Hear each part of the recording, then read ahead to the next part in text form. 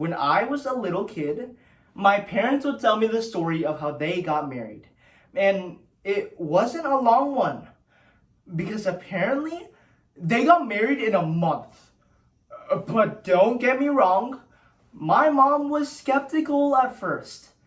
But she tells me that despite her concerns, one thing made her sure that he was the one. A United States citizenship. So what if he was short? At least he had a good personality. Similarly to how my mom denied my dad's height, I fear that today we only see what we want to see. We deny reality because it's easier than facing it. Whether it be idealizing failing relationships to avoid breaking up, ignoring issues like climate change because it's easier than taking action, or even politicians minimizing issues like the debt ceiling crisis to prioritize their own wishes over the people affected by them. This self-deception has become our defective crutch, and it has broken the bones in our comprehensive judgment, leaving the only ones we end up hurting to be ourselves. And in a society equipped with more tools to recognize issues than ever before, it is imperative that we do so.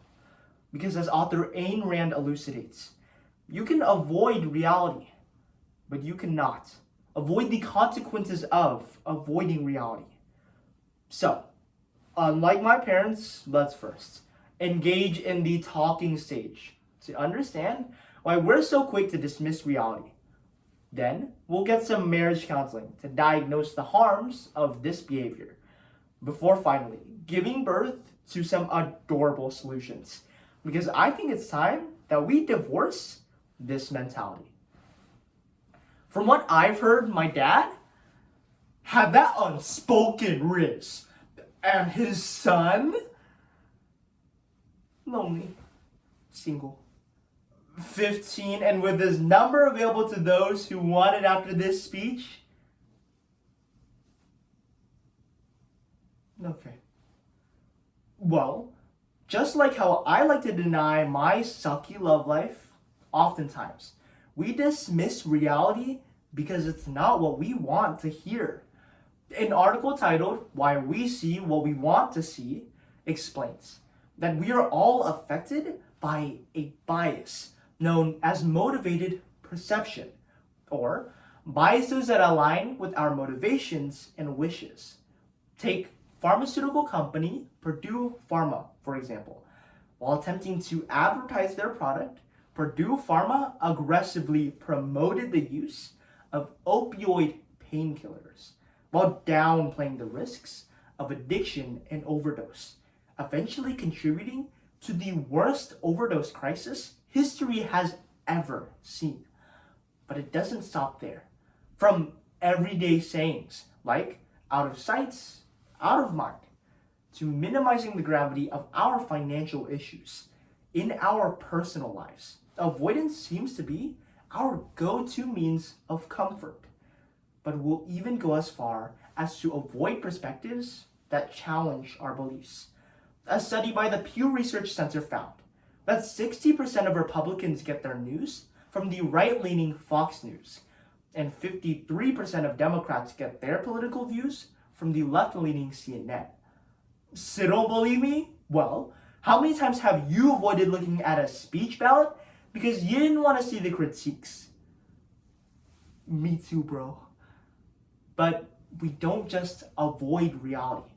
We'll blatantly dismiss it, trivializing our problems by thinking, if I don't think it's a big deal, then I don't need to treat it like one.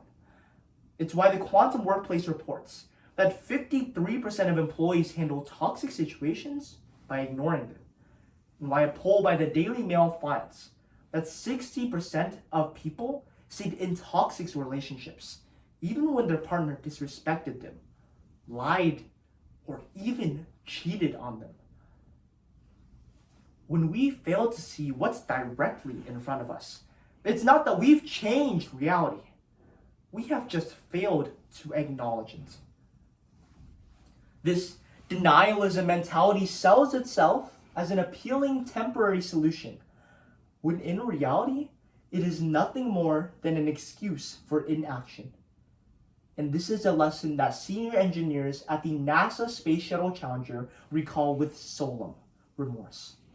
Despite countless engineers desperately begging NASA not to launch, a desire for victory in the space race overrode their cries, resulting in the predicted massacre and no survivors.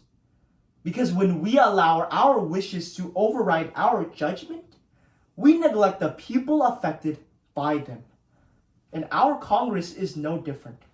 Up until just 1 month ago, Republicans and Democrats alike focused on pushing their own agendas, dismissing the urgency of the debt ceiling crisis until our country was less than a week from complete economic default.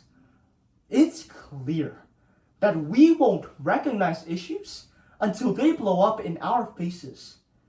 But when we only see what we want to see, we'll default to an everything is okay mindset, when everything is not okay. Not everything's okay.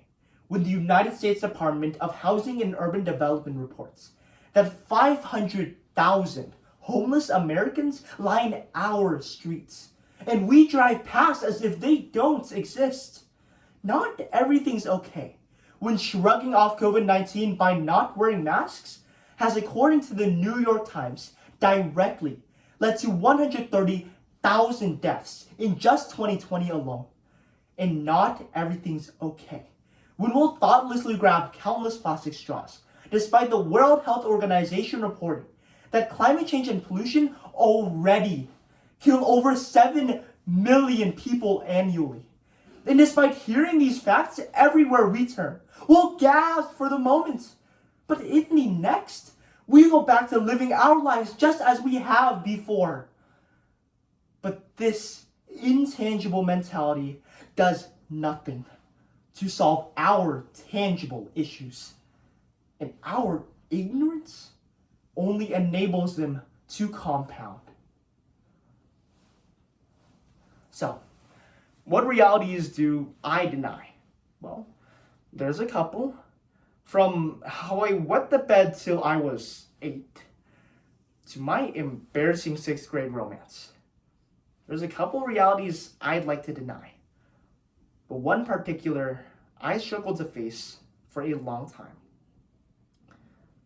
After coming to America, my parents' love story became one full of abuse. Every time he said that this would be the last time, or it'll never happen again, we wanted to believe him, that he was good, that he could change. But after 12 years, 2 police calls, and 2 hospital rides later, you stop lying to yourself. And you start accepting. But at that point, it's too late. You know, the worst part about denying reality is that it hurts us most when we care. We resist because deep down we're holding on to something. A lifestyle, a belief, a memory, a dream, or the love of your life. It's hard to let go. But when we hold on, we must always remember that there are people holding on to us. A coworker, a loved one, even the people we don't even know. A son. And this is our first step. By recognizing the effects that we have on others, we cultivate urgency for change. So put yourself in others' shoes. This can start by simply asking and listening to how others feel, prejudice aside, building empathy builds our motivation to make change. Next, we must break our internal biases to purify our perceptions. We can do this by becoming critical skeptics. French philosopher Denis Diderot once said, "Skepticism is the first step towards truth." So question and challenge everything you see. Investigate multiple points of view, no matter how wrong they may seem. And get your news from unbiased sources. By breaking our internal biases, we can cultivate environments where pragmatic solutions can be found. Finally, we must approach solutions while staying grounded in reality. We can do this by becoming what success coach Ryan Jackson calls an optimistic realist. We can see light at the end of the tunnel and not be blinded by it, but instead, use it as motivation as we calculate our steps to get there. I'll admit, I'd be dismissing reality if I said I could solve all of our problems with just one speech. I need at least 2, maybe 3. But even so, we need to shift our mindset toward one that may be able to. So, whether it be by being more honest with ourselves, fighting against issues that plague our communities, or by sharing our messages and stories, although we can't solve every problem in the world, the reality is, it starts with us. Look, I get it. Life sucks, and it's filled with problems that even I don't want to deal with. But sometimes, reality isn't that bad. After 12 years, my parents were finally separated. And I finally got to see my mom happy again, enjoying life as it is. So, while it often feels great to look on the bright side, maybe, just maybe, we should take some time to look on the right side. Thank you.